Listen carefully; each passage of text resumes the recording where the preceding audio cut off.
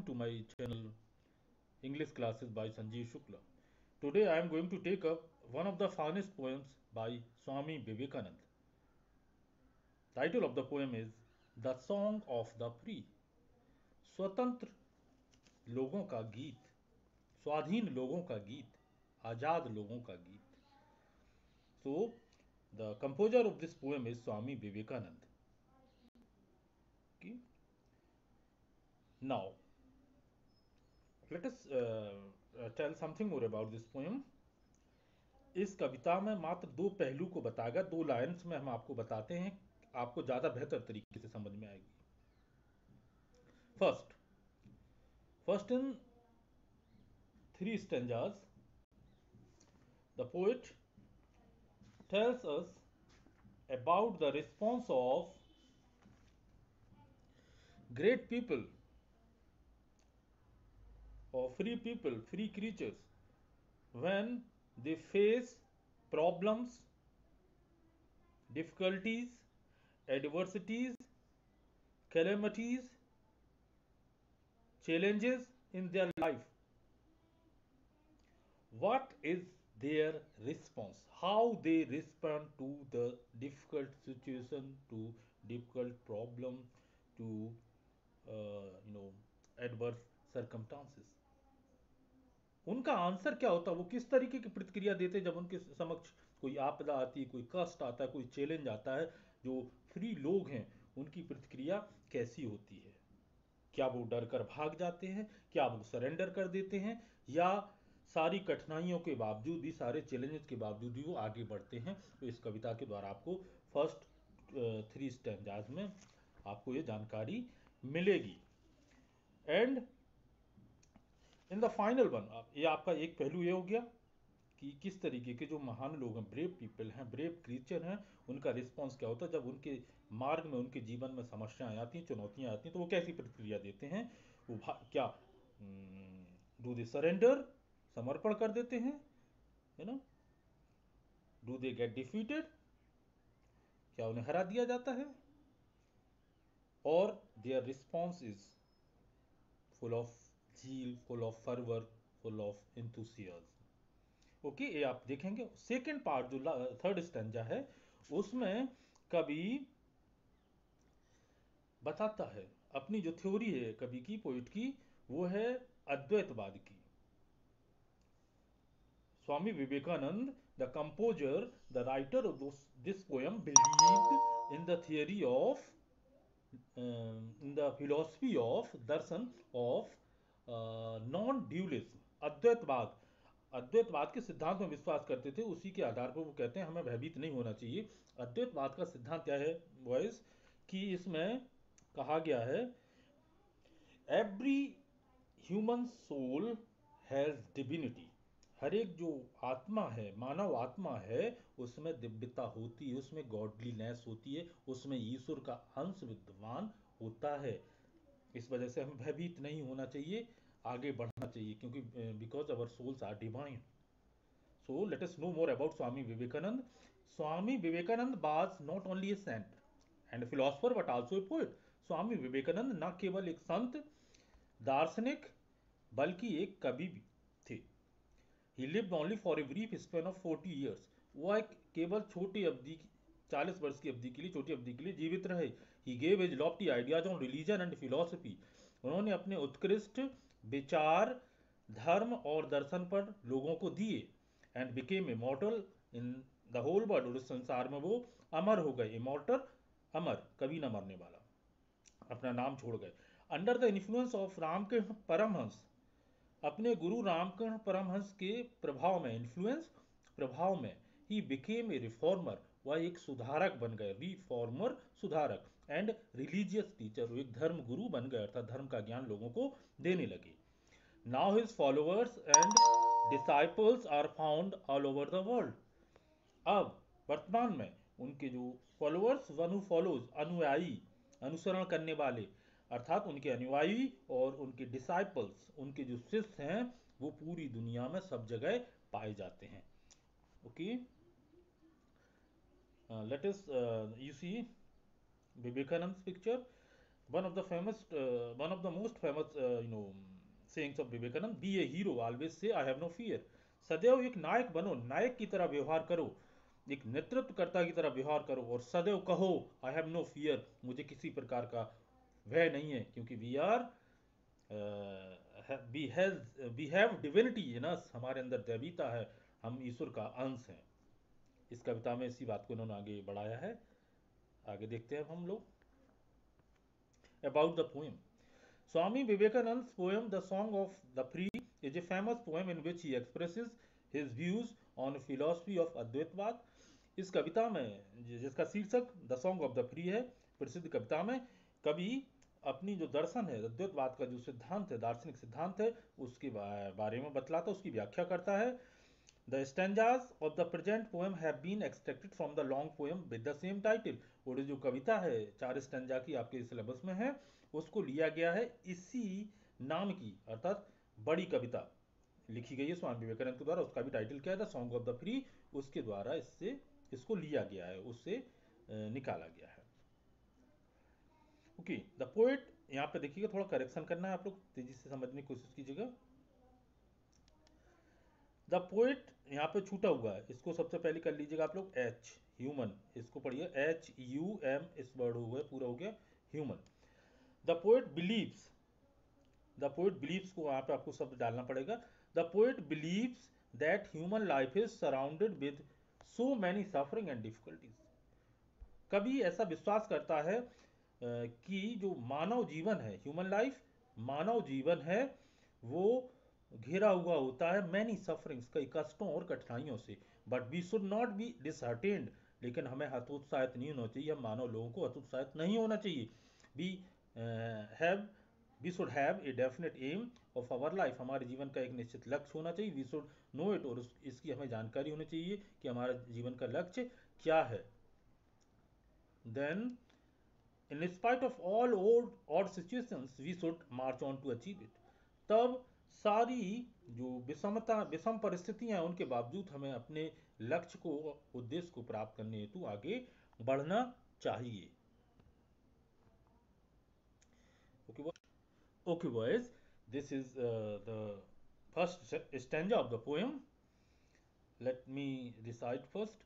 The wounded snake its hood unfurls, the flame stirred up doth blaze, the desert air resounds the calls of heart struck loins raise।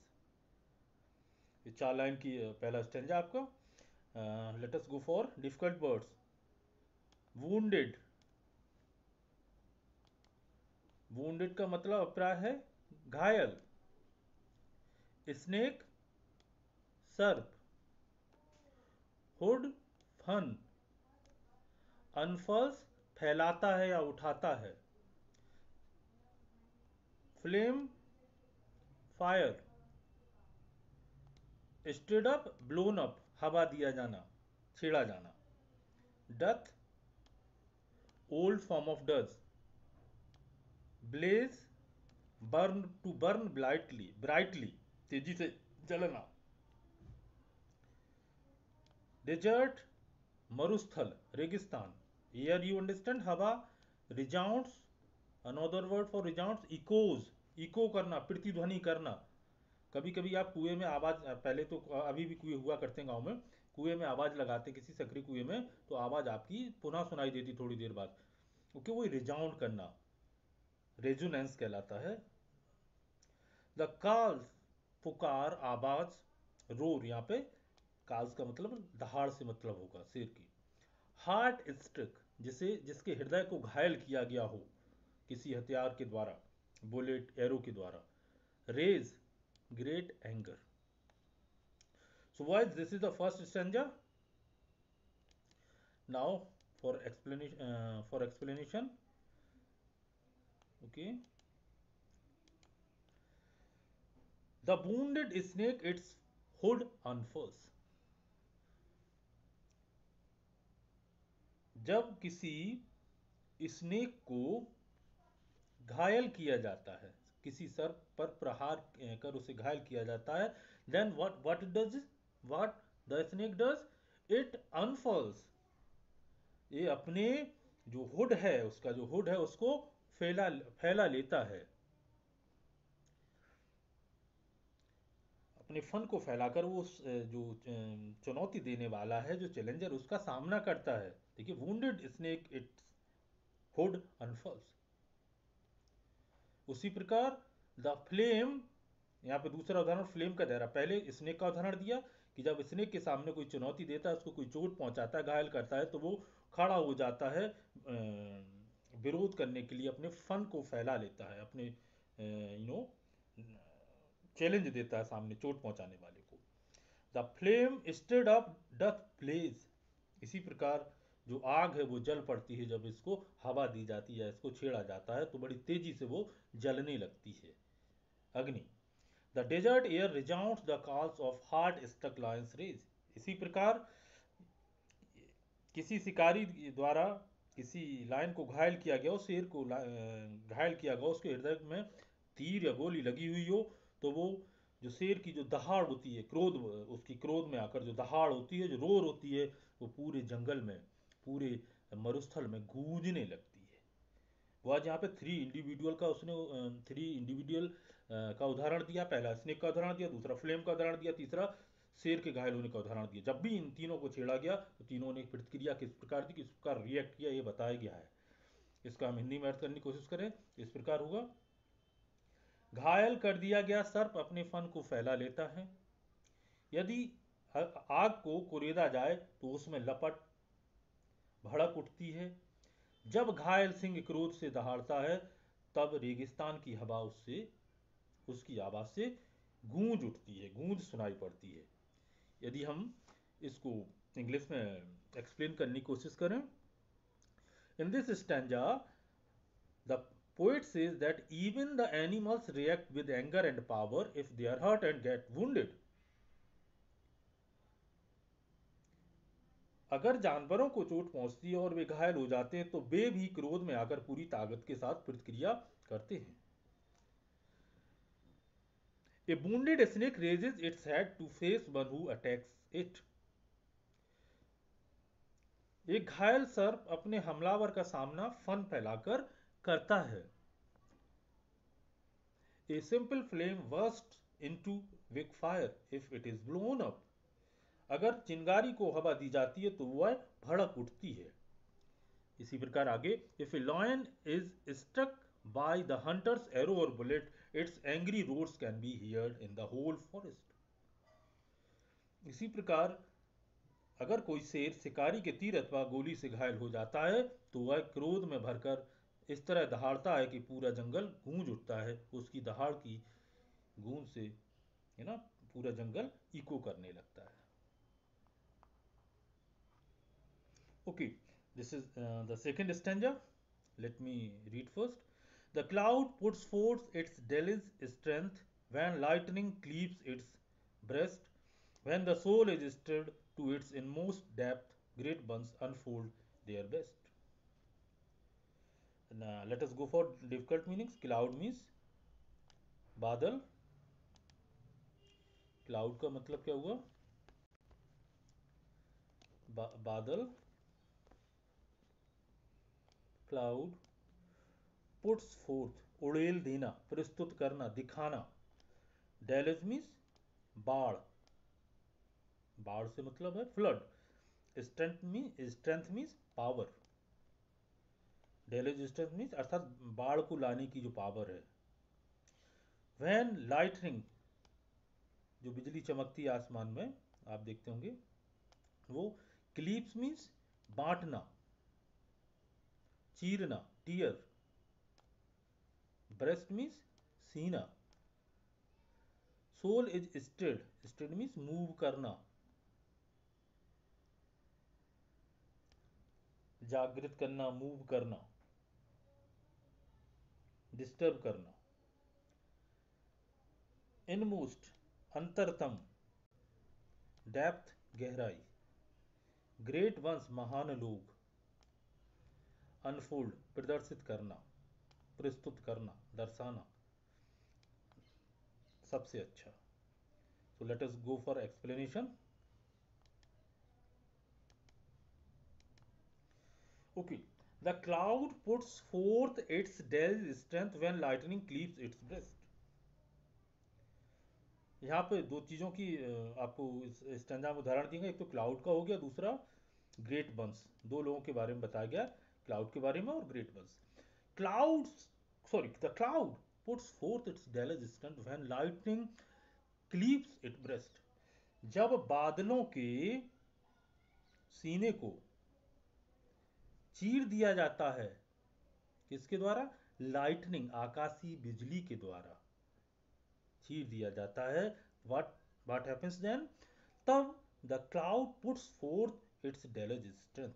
तो जो बादल हैं वो अपनी शक्ति, जो बाढ़ लाने वाली शक्ति, उसका प्रदर्शन करते। क्लियर है? अर्थात जब आकाशीय बिजली बादल का सीना चीर देती है तो बादल अपनी बाढ़ लाने वाली शक्ति का प्रदर्शन करता है। Next, when the soul is stirred to its inmost depth, great ones unfold their best। इसी प्रकार जब आत्मा को उसकी सबसे अधिक, जब आत्मा सोल को उसकी सबसे अधिक गहराई तक स्थिर किया जाता है, छेड़ दिया जाता है, पीड़ा दी जाती है, great once unfold their best. तो महान जन अपनी सर्वश्रेष्ठ जो उनके अंदर गुण है, योग्यता है, कैपेबिलिटी है, जो एबिलिटी है, उसका प्रदर्शन करते हैं, सबसे अच्छा प्रदर्शन करते हैं। Okay boys, let us go for English. The poet says that the lightning in the sky tears apart the clouds। जब बिजली बादलों में कड़कती है तब वह बादलों की छाती को चीर देती है। Their reaction comes in the form of heavy rain which causes terrible flood and people have to suffer destruction on a wide scale। ऐसी दशा में बादलों की प्रतिक्रिया भारी वर्षा के रूप में सामने आती है जो भयंकर बाढ़ का कारण बनती है और लोगों को बड़े पैमाने पर विनाश का कष्ट झेलना पड़ता है, क्योंकि उसको छेड़ा गया किसके द्वारा? लाइटनिंग के द्वारा उसको हृदय को चीर दिया गया, तो वो अपनी ताकत को दिखाता है और भयानक बारिश होती है और लोगों को बहुत परेशानी उठानी पड़ती है। उसी प्रकार आगे, in the same way if great persons are disturbed और oppressed they get opportunity to show their best powers and abilities। Last two lines इस स्टेंजा की। इसी प्रकार यदि महान व्यक्तियों को सताया या परेशान किया जाता है तो उन्हें अपनी सर्वोत्तम क्षमताओं तथा योग्यताओं को प्रदर्शित करने का अवसर मिल जाता है। Okay boys,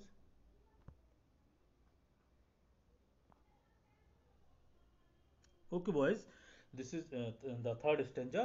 Let me read first। Let eyes grow dim and heart grow faint and friendship fail and love betray। Let fate its 100 horrors send and clotted darkness block the way। 4 line की कविता है। Late का जो प्रयोग किया गया है यहाँ पे, इसका अभिप्राय है हमें परामर्श दिया जा रहा है, जो कवि विवेकानंद उनके द्वारा परामर्श दिया जा रहा है। ग्रो डिम का मतलब कि ग्रो डिम का अभिप्राय है बॉयज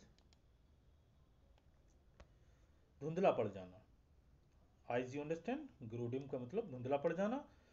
हार्ट यू अंडरस्टैंड, हृदय। ग्रो फैंट, ग्रो माने वैसे तो उगना होता है, लेकिन यहाँ पे फैंट का मतलब दुर्बल, अर्थात दुर्बल हो जाना, क्षीण हो जाना, कमजोर हो जाना, हर हार्ट की वो कैपेसिटी न रहना। फ्रेंडशिप, मित्रता। फेल माने असफल हो जाना, मित्र के द्वारा धोखा दिया जाना। लव, विट्रे, विट्रे माने to be disloyal,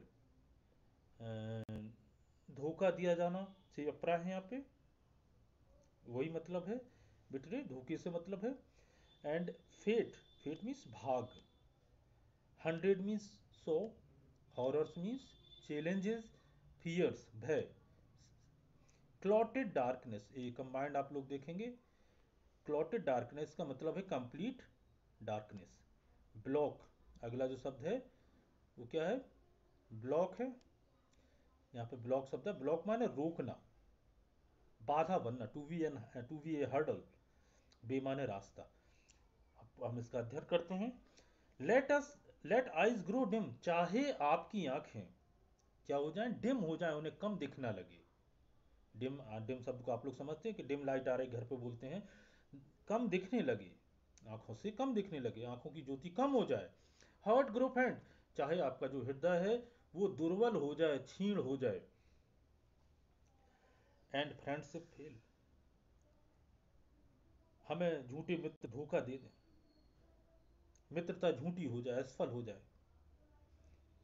love betray, जो प्रेम है हमारा, जिनसे हम प्रेम करते हैं वो लोग वो हमें क्या कर दें, धोखा दे जाएं, हमसे बगावत कर जाएं, हमसे नो हमें धोखा दे दें, हमें ठग जाएं। Let fate its 100 horror send, चाहे जो हमारे भाग्य है उसमें, भाग्य के द्वारा, हमारी नियति के द्वारा, हमारे मार्ग में, हमारे जीवन में कई सौ भय, कई सौ बाधाएं, भय भेजे जाएं हमारे मार्ग में, हमारे जीवन में। And clotted darkness block the way, और जो आपका मार्ग है, जिस मार्ग पर, रास्ते पर आप चल रहे हैं, उस पर कंप्लीट अंधकार हो जाए, आप कंप्लीट चारों तरफ से क्या हो, कुछ समझ में नहीं आ रहा हो कि अब क्या करें, इस तरीके की बाधाएं विकराल हो जाएं, आप शारीरिक तौर पर क्या हो जाएं, वीक हो जाएं, कमजोर हो जाएं। आंखें जैसे आपका शरीर का हिस्सा है, हार्ट भी आपका शरीर का हिस्सा है, चाहे आप शारीरिक तौर पर क्या हो जाए, कमजोर पड़ जाए, छीड़ पड़ जाए, चाहे आपके जो मित्र हैं वो आपको धोखा दे दें, आपका प्रेम आपको धोखा दे दे, और जो आपका भाग्य है, नियति है, आपको उसमें आपकी परीक्षा लेने के लिए हजारों वो क्या कर दे, भय उत्पन्न कर दे, इस तरीके की कठिनाइयाँ, डिफिकल्ट सिचुएशंस आपके लिए रख दे, और चारों तरफ अंधकार हो, है ना, आपके रास्ते को जो रोक रहा हो, आप जो आगे बढ़ रहे हैं उसको रोक रहा हो, है ना। अब देखते हैं जरा इसको क्या कहना चाह रहा है वो। The poet gives us advice that we should not be afraid if our eyesight becomes weak or we lose our courage and feel weak. He further asks not to bother about false friends or persons who are not sincere in love. He inspires us to be firm in our path and face the calamities with courage and confidence, which come in our way due to our misfortune. He warns that we should march forward bravely even if there are difficulties and problems which hinder our progress.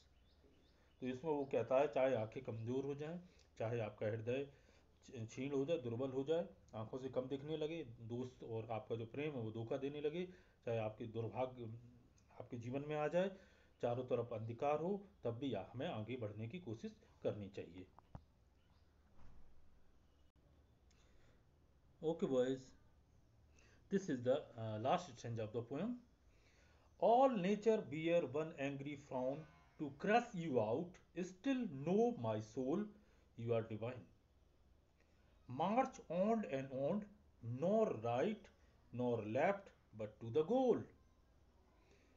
यहाँ पे final में conclude करता है कवि कि आपके सामने इसका भावार्थ है, एक लाइन में कहें, आपके सामने चाहे जितनी बाधाएं आ जाए, आपको अपने लक्ष्य से नहीं हटना, लक्ष्य की ओर बढ़ते ही रहना है। यहाँ पे बताया गया है, go for difficult words, nature, प्रकृति, नेचर से मतलब आपका हो जाएगा प्रकृति, बियर माने धारण करना, एंग्री माने क्रोध, फ्राउन मीन्स भौएं चढ़ जाती हैं, जब कोई क्रोधित होता है तो भौएं चढ़ना, त्योरियां चढ़ाना, अत्यधिक क्रोधित होना अर्थात। टू क्रश यू आउट, कुचलने के लिए, टू ट्रम्पल यू आउट, कुचलना। स्टिल नो, तब भी, उस कंडीशन में भी, नो जानो, सोल आत्मा, यू आर डिवाइन, कि तुम दैवी हो। डिवाइन मीन्स दैवी, गॉडली, तुम्हारे अंदर ईश्वर का अंश विद्यमान है, डिवाइन का मतलब। मार्च ऑन, गो अहेड, आगे बढ़ो, मार्च ऑन एंड ऑन, आगे बढ़ते रहो, ऑन एंड ऑन का मतलब continue, carry on. Nor right, ना तो दाहिने की तरफ, ना नॉर लेफ्ट, ना बाएं की तरफ, बट टू द गोल, आपका जो जीवन का लक्ष्य है उसकी ओर बढ़ते रहो। Let us go for explanation. All nature bear one angry frown to crush you out. यदि प्रकृति है तुम्हें नष्ट करने को अपनी भ्रिकुटी, अपनी त्योरियां चढ़ा लेती है, आपको दबाने के लिए, आपको कुचलने के लिए प्रकृति भी आ जाती है सामने, आपको चैलेंज करती है क्रोधित होकर। स्टिल लो, उस दशा में भी इस बात को जानो, माई सोल, विवेक जो पोएट है वो आप जो रीडर्स उनके लिए कह रहा है, "हे मेरी आत्मा", आप रीडर्स के लिए बोल रहा है, आप ह्यूमन बींग्स के लिए बोल रहा है, यू आर डिवाइन। मेरी प्रिय आत्मा, तुम इस बात को जानो कि तुम क्या हो, डिवाइन हो, दैवी हो। सो इसलिए मार्च ऑन, इस वजह से जब तुम्हें मालूम चलेगा कि तुम दैवी हो, मार्च ऑन एंड ऑन, आगे बढ़ते रहो, nor right nor left but to the goal. ना तो अपने जो मार्ग है, पथ है, उससे बाईं तरफ की ओर जाओ, ना दाहिनी तरफ की ओर, ना दाहिनी तरफ ना बाएं तरफ, बट टू द गोल, अपने लक्ष्य की ओर सदैव प्रयत्नशील रहो। Okay, so let me explain in English. The poet Swami Vivekananda says that many natural calamities may pose danger and bring disaster in our life, but we should not worry about such hardships and difficulties. Our physical bodies are mortal and they die one day or the other, but our souls are immortal. They are beyond the reach of birth and death. Godly or divine element is present in us, so natural calamities and difficulties cannot frighten or frustrate us. We should not carelessly wander this way or that way. We must continue our march towards the achievement of our goal of life. That's the explanation of the poem. Okay, boys. Now move to this is the central idea. आप इसको पढ़ सकते हैं, समझ सकते हैं। अगर poem आपको समझ में आ गई होगी फिर भी हम इसको बता देते हैं आपको तेजी से। In this poem the poet teaches us philosophy of अद्वैतवाद, अद्वैतवाद के दर्शन के बारे में बताता है। वह बताता है कि ये संसार दर्द, कष्ट, परेशानियों से भरा हुआ है। कभी कभी हमारा जो भाग्य है और प्रकृति है वो हमारा साथ नहीं देती है, हमारे दोस्त हमें धोखा दे जाते हैं। लेकिन आपको ये बात ध्यान रखनी चाहिए कि जब आशा में निराशा में भी आशा होती है। हमारे अंदर एक दैवी आत्मा है जो हमें प्रेरित करती है सही रास्ते पर चलने के लिए, और जीवन के जो उतार चढ़ाव हैं वो हमें अवसर देते हैं कि हमारे अंदर जो अंतर्निहित जो प्रतिभाएं हैं, अच्छी प्रतिभा है, उनको प्रदर्शन करने के लिए। इसलिए हमें ईश्वर में विश्वास रखना चाहिए और अपनी शक्ति पर भरोसा होना चाहिए, और हमें अपने जीवन के उद्देश्य को प्राप्त करने के लिए आगे बढ़ना चाहिए। Okay boys, that's all. So इस कविता का मैं अंत इस तरीके करूंगा। स्वामी विवेकानंद की एक फेमस सेइंग है, arise awake and do not stop until the goal is reached. उठो, अराइज उठो, अवेक जागो, और जब तक लक्ष्य की प्राप्ति ना हो जाए तब तक रुको मत। Thank you students. आप लोग कमेंट कीजिएगा, लाइक कीजिएगा, ठीक है। Thank you very much.